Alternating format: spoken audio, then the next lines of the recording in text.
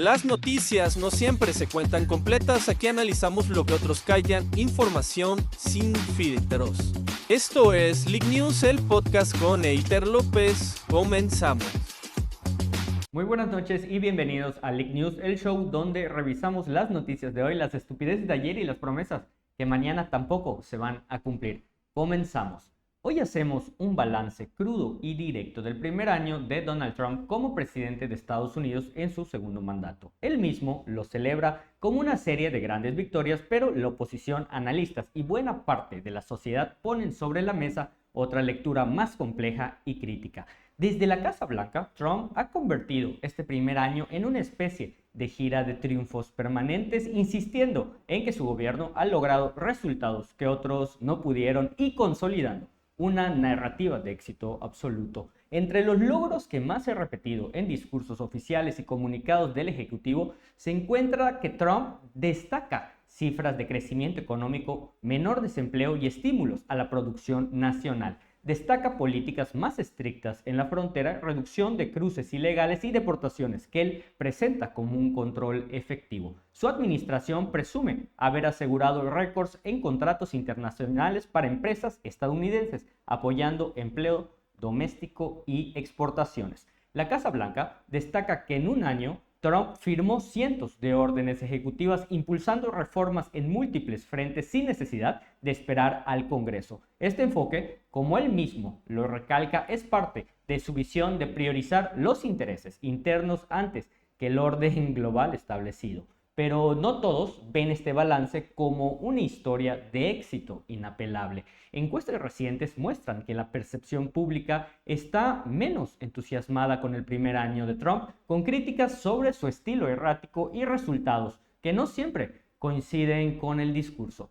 Verificadores independientes señalan que han sido exagerados todos sus discursos. Organizaciones civiles y grupos de derechos humanos critican recortes y mucha reorientación en programas sensibles como aquellos de apoyo social o protección a grupos vulnerables que consideran dañinos o regresivos. Desde 2025, movimientos como las protestas Hand Off han convocado a decenas de miles de manifestantes en todo el país, denunciando lo que llaman una amenaza a principios democráticos bajo su gobierno. Algo que destaca en su primer año es que Trump no está jugando a conservar el poder, está jugando a construir un legado. Mucho de lo que ha impulsado desde inmigración hasta aranceles, desde crisis energética hasta intervención militar en temas regionales, va más allá de la gobernanza cotidiana y entra en la arena de la historia política. Él mismo ha dicho que quiere ser recordado como el presidente que restableció una era de grandeza americana y que cualquier cambio profundo, positivo o negativo quede asociado a su visión personal de gobierno. Pero la respuesta depende bastante de qué lado quieras mirar.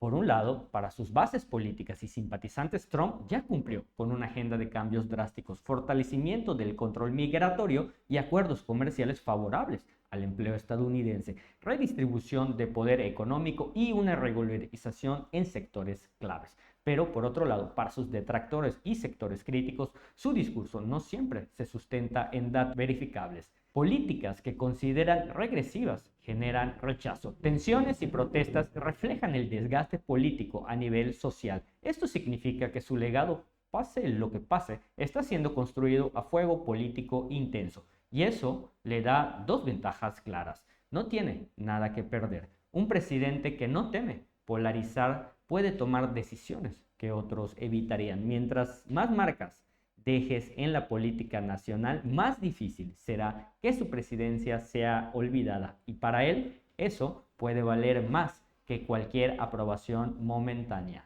Una cosa es clara: Trump no tiene nada que perder. Lo vuelvo a repetir, su primer año ha sido un despliegue de acciones rápidas y radicales, con la mira puesta en crear un legado duradero. Y mientras más decisiones polarizantes logre implementar en los próximos años, más definirá su imagen histórica, para bien o para mal. Así que el debate sobre si su gestión fue un éxito o un desastre probablemente siga encendido mucho tiempo después de este aniversario.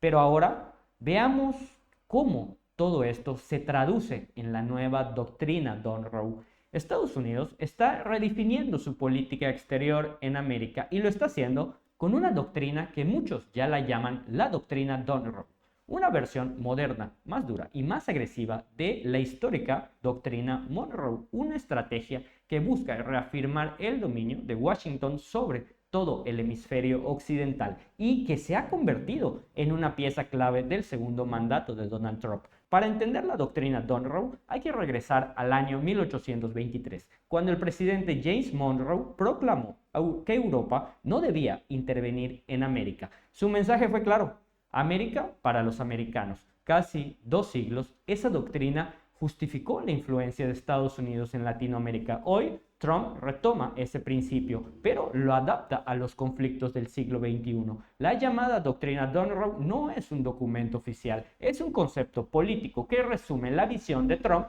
sobre el continente. Su idea central es simple: Estados Unidos debe mantener el control absoluto de su región, sin interferencias externas, sin rivalidades, sin debilidades, todo esto bajo la visión de que América Latina deja de ser un aliado y pasa a ser un territorio estratégico. Esta doctrina se basa en 4 pilares. Primero, la hegemonía regional, Estados Unidos como poder dominante. Segundo, coerción económica, sanciones, bloqueos, aranceles y una presión financiera. Tercera, amenazas militares, uso de fuerza directa o presencia armada. Y cuarto, nacionalismo extremo. Estados Unidos primero por encima de acuerdos internacionales, todo enfocado en proteger sus intereses sin concesiones. Venezuela es el ejemplo más claro de esta política en acción. Durante el segundo mandato, Trump intensificó amenazas militares, presentando el conflicto como una cuestión de seguridad nacional para su gobierno.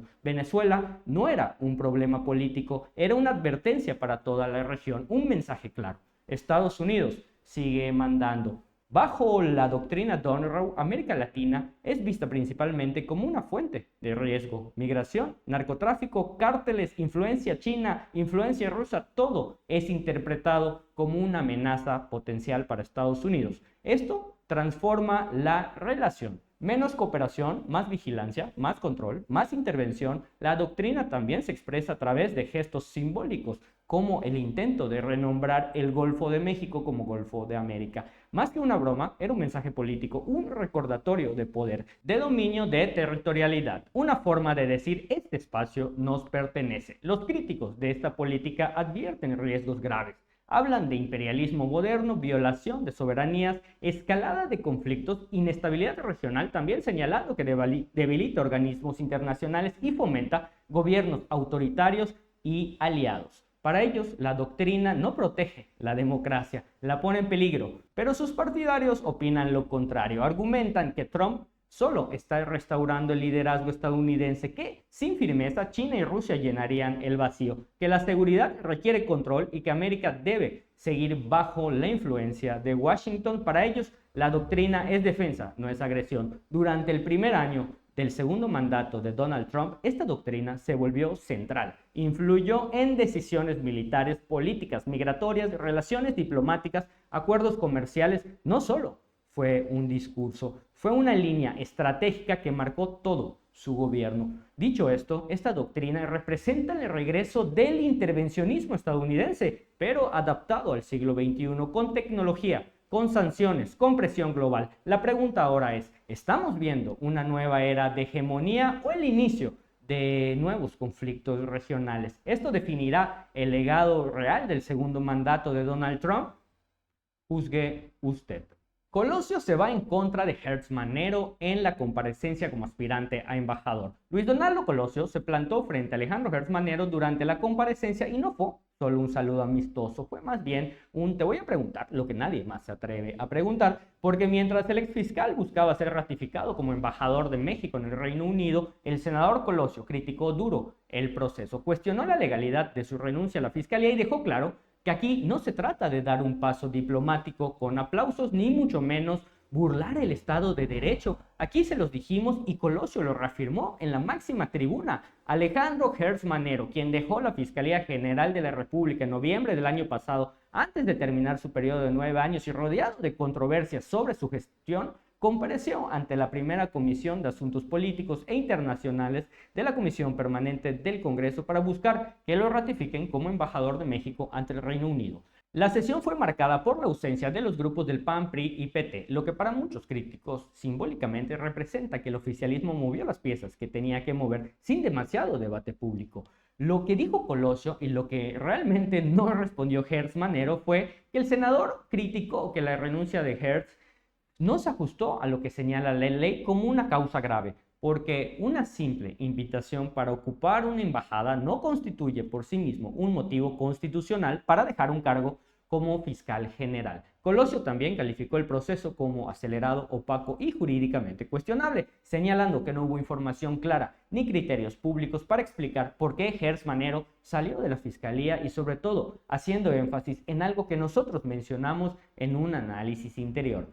Gran Bretaña es el paraíso legal que Gertz Manero necesita en este momento. Cuando el río suena es porque algo viene. Y hay que recordar que el destino iba a ser Alemania. ¿Cuál será la siguiente embajada? ¿Para quién será la siguiente embajada? Ante todos estos cuestionamientos, Gertz Manero evitó entrar en los detalles más espinosos. Su defensa fue sencilla, dijo que su salida de la Fiscalía General fue una decisión personal y que se sometió al Senado solo para la ratificación, confiando en que así se legitime su transición. En este mensaje afirmó que su carrera ha sido la de un servidor a la ley y que continuará trabajando en el marco como embajador con la intención de fortalecer la relación bilateral entre México y el Reino Unido, sobre todo en temas educativos y comerciales. Voces críticas como Alejandro Cuevas Morán, quienes han sido afectados por decisiones de la Fiscalía bajo el mando de Gertz Manero, han señalado que la ratificación sin cuestionamientos profundos se siente como una burla ante casos sin resolver y el silencio de la oposición. Lo que vivimos hoy en la comparecencia no fue solo un trámite legislativo, fue un choque entre la visión oficial del poder que busca validar la continuidad de figuras políticas a posiciones cómodas y con eso protegerlos en un futuro. Recordemos que el destino legal favorito es Gran Bretaña. ¿Se trata solo de embarcar a Gertz Manero rumbo al Reino Unido? No, se trata también de preguntarse si estamos normalizando traslados políticos para seguridad de los mismos, porque no Alemania y ahora Gran Bretaña. Juzgue usted. Estados Unidos ya no es parte de la Organización Mundial de la Salud y no estamos hablando de un rumor, sino de un hecho oficial que ya está marcado en los libros de historia. Jueves 22 de enero del 2026, Estados Unidos completó formalmente su salida de la OMS después de un proceso de retirada que se inició exactamente hace un año mediante una orden ejecutiva del presidente Donald Trump. El Departamento de Salud y Servicios Humanos y el Departamento de Estado de Estados Unidos confirmaron que la nación norteamericana ya no forma parte de la Organización Mundial de la Salud, institución que la ONU creó en 1948 para coordinar esfuerzos globales de salud pública. La decisión cumple con una orden ejecutiva firmada por Trump el 20 de enero del 2025, la cual ordenaba el retiro de Estados Unidos de dicha organización. Las autoridades estadounidenses, incluyendo el secretario de Salud Robert F. Kennedy Jr., Marco Rubio, argumentaron que la OMS falló en su misión durante la pandemia de COVID-19 y actuó en contra de los intereses de Estados Unidos. La versión oficial es que la OMS falló en manejar adecuadamente la pandemia, no implementó reformas urgentes y mostró una influencia política que, según Washington, fue en perjuicio de Estados Unidos. El gobierno norteamericano sostiene que ahora privilegiará acuerdos bilaterales y cooperación directa con países o entidades no vinculadas a la OMS para temas de salud global. Con esto, Estados Unidos deja de aportar financieramente a dicha organización que históricamente, dependiendo en buena medida de sus contribuyentes, se retira del proceso de cooperación y toma de decisiones dentro de los comités técnicos, grupos científicos y órganos de gobierno de la OMS. El país también deja una deuda importante de cuotas atrasadas que oscilan entre los 260 y 270 millones de dólares, aunque las autoridades estadounidenses han dicho que no plantean cubrirla como condición para salir. Expertos en salud pública han calificado esta salida como un retroceso peligroso para la cooperación global entre pandemias y otras crisis sanitarias futuras. La OMS, que jugó un papel central en campañas de vacunación, vigilancia de enfermedades como la tuberculosis y la gripe y en respuestas coordinadas a emergencia, ahora pierde a uno de sus principales financistas y participantes claves. Críticos advierten que esta ruptura podría debilitar también la capacidad de Estados Unidos para recibir información temprana sobre amenazas globales y coordinar respuestas rápidas. Algunos analistas señalan además que el retiro puede dejar espacio para un mayor liderazgo de otras potencias y en la agenda de salud mundial. Para México, este movimiento no es solo un golpe político, plantea preguntas reales sobre la capacidad global de enfrentar futuras pandemias, la cooperación científica entre países y el papel de Estados Unidos como un actor en temas de salud internacional. Países dependientes de los programas de vacunación o de apoyo técnico deberán ahora ajustar sus estrategias o buscar otras alianzas, mientras algunas naciones ven esta decisión como un serio riesgo para la seguridad sanitaria global. Así que hoy lo podemos decir con todas sus letras. Estados Unidos ya no forma parte de la Organización Mundial de la Salud después de más de 75 años de afiliación. Una salida oficial que algunos celebran como soberanía y otros lamentan como un retroceso para la salud global. La historia apenas comienza. Una noticia que supera lo indignante para entrar directo a lo aberrante. Este sábado por la mañana, agentes federales del Servicio de Inmigración y Control de Aduanas, conocidos como el ICE, dispararon y mataron a otro hombre en plena calle en Minneapolis. En lo que va, ya es el tercer tiroteo mortal en menos de un mes durante una operación de control migratorio que ha desatado una crisis de legitimidad y una ola de protestas en todo Estados Unidos.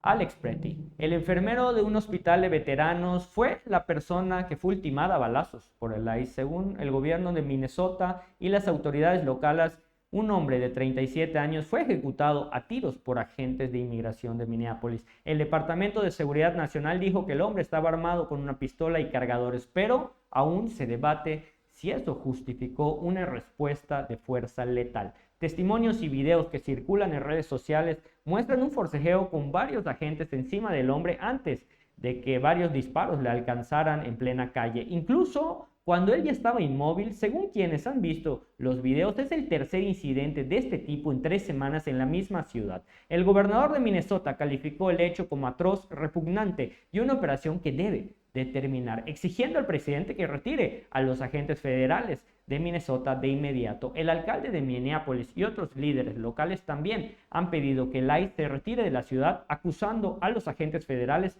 de uso excesivo de la fuerza, falta de entrenamiento y de crear un clima de miedo e inseguridad en vez de protección. Este incidente no es un hecho aislado. El 7 de enero, un agente del ICE mató a una mujer disparándole dentro de su coche durante una operación migratoria, un hecho que el alcalde calificó de violencia estatal injustificada. El 14 de enero, otro hombre fue herido en la pierna por un agente en un operativo en el norte de Minneapolis. Y ahora, otra muerte más, bajo circunstancias que muchos testigos consideran una ejecución más que un acto policíaco justificado. Esto ya no es solo parte de un reportaje de violencia aislada. Esto es la historia de una agencia federal que ejecuta a civiles en plena calle, una operación migratoria que ha escalado a una presencia militar en la ciudad, una comunidad que se siente ocupada en lugar de protegida y una justicia que parece funcionar con más balas que con garantías legales. Mientras la versión oficial busca argumentar legítima defensa, muchos residentes y observadores se señalan que los videos y testimonios no muestran a un hombre que representa una amenaza directa ni inminente al punto de justificar que disparen múltiples veces, incluso después de que él ya estaba en el suelo. Miles de personas ya han salido a protestar en Minneapolis llamando a la ICE fuera de Minnesota, que es justicia para las víctimas de la brutalidad federal. Muchas de las protestas han tenido enfrentamientos con las fuerzas, cierres de negocios y tensión generalizada en toda la ciudad. Lo que estamos viendo en Minneapolis no es un operativo de seguridad común, es un patrón de abuso de poder federal en pleno territorio urbano, donde agentes con inmunidad aparente están tomando decisiones de vida o muerte sin rendir cuentas claras. La comunidad exige respuesta, el gobierno local exige rendición de cuentas, pero la pregunta es, ¿hasta cuándo se permitirá que una agencia como el ICE actúe como si estuviera por encima de la ley y del respeto a la vida humana? Gracias por aguantar las noticias, las mentiras oficiales y las promesas sin cumplir. Soy Eiter López en Leak News. Que descansen.